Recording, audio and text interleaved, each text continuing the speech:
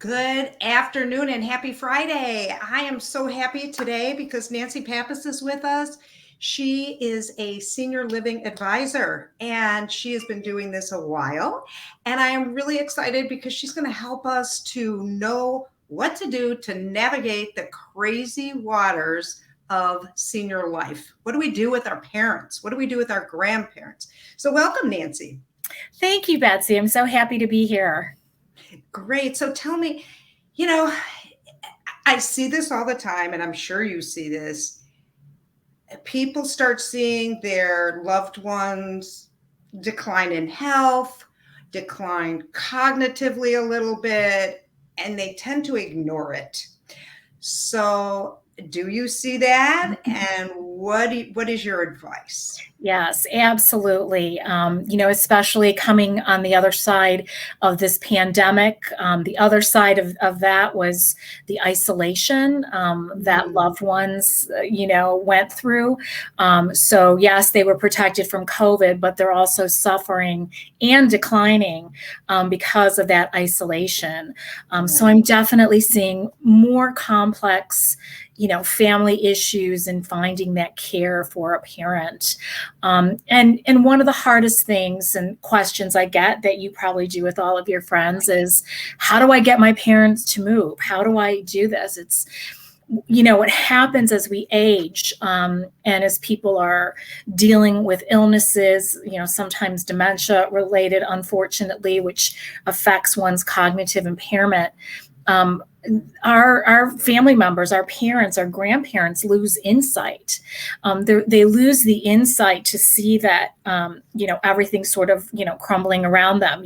You probably see it in their homes, when you come and it's time to come and sell that, it's kind of been left because they no longer have that awareness, just as they no longer have the awareness that it's time to make a move. So one of the first things I always tell families in that situation when, they're getting the phone calls, they feel like their parents kind of falling off that cliff and slipping and sliding down, is that they will never come to that realization like, I'm ready. Let's call Betsy and get the house on the market, and let's call Nancy and find that next step. So I think that is probably the most difficult thing for an adult child, that realization that now the roles have switched, and they have to now take into account their parents' financial viability, looking at an investment such as their home. When is that a great time to sell it before you let it get too bad, and just getting them the appropriate level of care. So I've taken my 30 years experience of working in communities in sales and marketing primarily. I did have a short stint in home care, and I will help families with that as well. But I help them put the pieces of this puzzle together of, what can my parent afford? What kind of care do they need right now? What are the next steps? And I'm also able to provide those resources that will help them get to that point as well. That is fabulous. And it's, everybody has their expertise, and we have become such a specialized world. And I was just having this conversation with somebody earlier today, and you couldn't possibly know just the average person that comes into this dealing with their loved ones, what you have accumulated over 30 years, so that you can preempt the problems, before they even happen. Well, don't go here because this is not a good fit. If they don't hire somebody like you, they could be on a learning curve that would cost them time, energy, money. Maybe you could tell us some of the different kinds of communities that people, maybe they just think, well, it's independent or it's not independent. Yes, I mean, Chicago is really, a tough market to navigate because, first of all, it's overbuilt, which is great for the consumer. So there are a lot of different choices. Then you have the choices that were communities that were open 30, 40 years ago. And they started out something like, get rid of your home maintenance, come live here, live independently. You're going to have socialization and parties and events. space, and you don't have to do housekeeping anymore, and you can have dining. That's kind of the traditional independent living. Those communities, however, had to pivot because their residents aged in place. And so then they had to start coming in with offerings of, well, maybe we'll put like a healthcare wellness center so that maybe they can hire someone to come and help so they don't, have to leave the community. So it almost now, what was called, independent living almost looks very much, like an assisted living. So that can be really confusing too. And also Illinois does have licensures. Some of those buildings are licensed assisted living or have a section, but some couldn't. Your assisted living level is the next level that is basically scheduled care for activities of daily living. It's not medical. It's in addition to all those wonderful things you got in independent living. But the key word is scheduled. So it's that not on-demand care, clicking the button. And then within the assisted living are what we call sheltered care, which is a higher license that only a few of the assisted living communities have, that allows sort of that on-demand care, have a higher ratio of caregivers. And then we discover that people that are physically having issues don't really blend well with people who are physically healthy and have cognitive impairment. Needs a whole nother program. Those people need constant structure from the time they wake up until they go to bed. They can't look at a calendar and make a decision. So you have newer communities that you see popping up all over the city in Chicagoland that are really just focusing on that assisted living and memory care. And then they've even snuck in between kind of a bridges level, they call it. So it's not the full blown, I need a locked, secured unit. Oh no, my parents not that bad.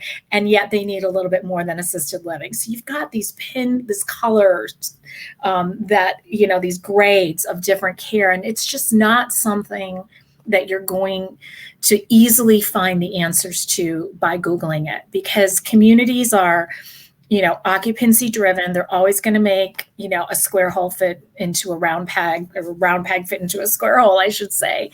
And so I really want to save families time so that they're not just looking at today and the immediate crisis, but okay, what's beyond in the next year or so. Right. Because I know sometimes you'll have the husband has one set of needs and the wife has another set, and what do we do now? And I love that because they change. So you can't, you're not going to move somebody and then have to move them 2 years later. So it gets very, very, very complicated. And then there's full nursing care after that, correct? Correct. So then your final level of the most care is called skilled nursing, or we say SNF or SNFs. And those are 24/7 medical care. And what's interesting is what's happened there because of all the Medicare rules, and people aren't staying in hospitals for more than 3 days if they can. They're being discharged to the nursing home to get some form of rehabilitation that's typically covered by Medicare. They're kind of serving as what the hospitals used to be. So what that means is that no one is typically spending any type of long-term commitment in a nursing home per se. First of all, it's way too expensive. In the Chicagoland area, we're talking anywhere between $10,000 and $14,000 a month. So if you don't have a long-term care insurance policy, it's just really not affordable. And quite frankly, most people don't need that level of care. We are living longer with more chronic illnesses, and we just need help with those activities of daily living, like medication management and help with the shower. There's still a nurse oversight, an RN oversight, and it's more residential. So people love the fact they can bring their own furniture and make it more like home and not feel like they're living in an institution or a hospital. Yeah. So what I'm hearing you say, and this is really an interesting point, and I think people out of the industry maybe don't realize this, but what we all grew up with as a nursing home where you're just sitting in bed that looks like a hospital. And people aren't in there typically for years. Is that what you're telling me? That is correct. I mean, the tipping point between assisted living and a skilled nursing is your mobility. As long as you can bear weight and transfer with one person, you can live in assisted living. So you can be, in a wheelchair, you can use a walker. So it's really extreme circumstances that only requires people to live in skilled nursing, and not that institutional. And we find too that there's sort of this learned helplessness that goes on. If somebody stays in a level of care that's way too high for them, and that was very typical when Medicaid only covered skilled nursing. I mean, people were only there because of the financial piece, and people tend to decline when things are done for them. So by Illinois now offering Medicaid at the assisted living level, it's called supportive living. So when you see the term supportive living, it's assisted living that has a Medicaid benefit attached to it. People are encouraged to be more independent, and it just really complements their well-being to do that. That's great. And how is Illinois coming along with? Do we have many of the facilities that will accept Medicaid after the spin down? So how is that? So we do. So Illinois has done a great job in the area with assisted living. We are a little short on the licenses that they gave out for memory care assisted living. Okay. Those, sadly, so if somebody really needs that, I don't want to call it a locked unit. It's not technically locked, but it is secured. If they have that elopement issue, that wandering issue, or they truly need that intense memory care, those are few and far between, and difficult to find at the assisted living level. So I always, try to educate families that do not wait until you get to the point of the Illinois requirement of the $2,000 spend down. So Illinois' requirement is that they will take care of our elderly once they've spent down their assets to $2,000.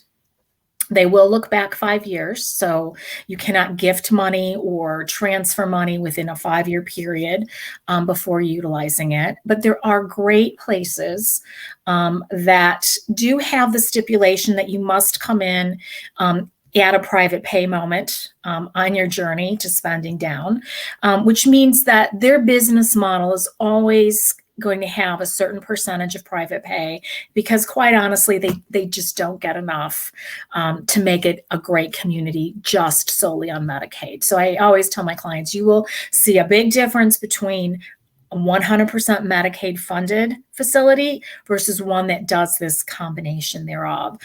So that's the piece where I'm looking ahead for families, figuring out, let's deduct what her income is, let's look at his or her assets, and then figure out how much time you have. And when you're about at that year point, I always suggest, especially if you're younger, to take a look at the supportive living that provide Medicaid and do your spend down there. Then you don't have any worries. The hardest calls I get are the ones that are at that point, and it's just so limited. Yeah. So you have to spend down first before you've gotten there, because they won't take you if you haven't been, in layman's terms, you have to have paid in. And correct. Yeah, so that's super, super important. And maybe we should be explaining that a little better to people so that they absolutely it's understand that. Try to do to educate, because you're not going to find it on their websites. As a matter of fact, it's fluid. So one of the things, I have to, keep up with what's going on, every month with all the communities in my area.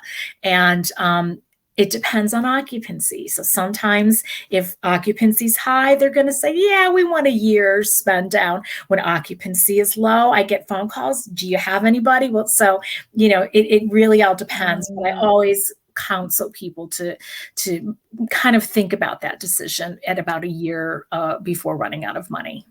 That's really smart. Very smart. Well, you have been, and just one other thing, where is your area? How far north east, west? What's yours? Just so people know. So my territory, I grew up in Niles, so I do the North Shore. It's my neighborhood. I grew up there and went to high school, in Park Ridge. So I do everything from that Niles Park Ridge area north to the Wisconsin border and all the way to the lake. So throughout Evanston and then north part of the city. But we have other sales advisors that cover the city. We have Michelle out in from my territory to the west, and Carrie, who's been with Senior Living Experts for years, doing that western suburbs. And we're starting to expand into Wisconsin. So we're hoping to have that expertise in Wisconsin as well eventually. But my expertise is definitely in the North Shore area.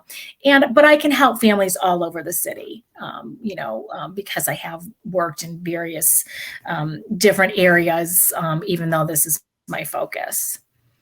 Sounds great. Sounds perfect. And I love that they're getting a little Wisconsin, because we have a lot of people wanting to leave Illinois. So, it's just a fact. So we want to be able to take care of those families as well. Well, this was hugely informative. And if you want to get a hold of Nancy, I did put her, your phone number is scrolling through here, and it's going to be on my YouTube channel, on LinkedIn, my Facebook channels, or just call or text either one of us, and we'd be happy to get you all the information you need. So thank you, Nancy. Thank you so much for being here. All right. Oh, thank you, Betsy. It's always a pleasure being with you. This was great. Thanks.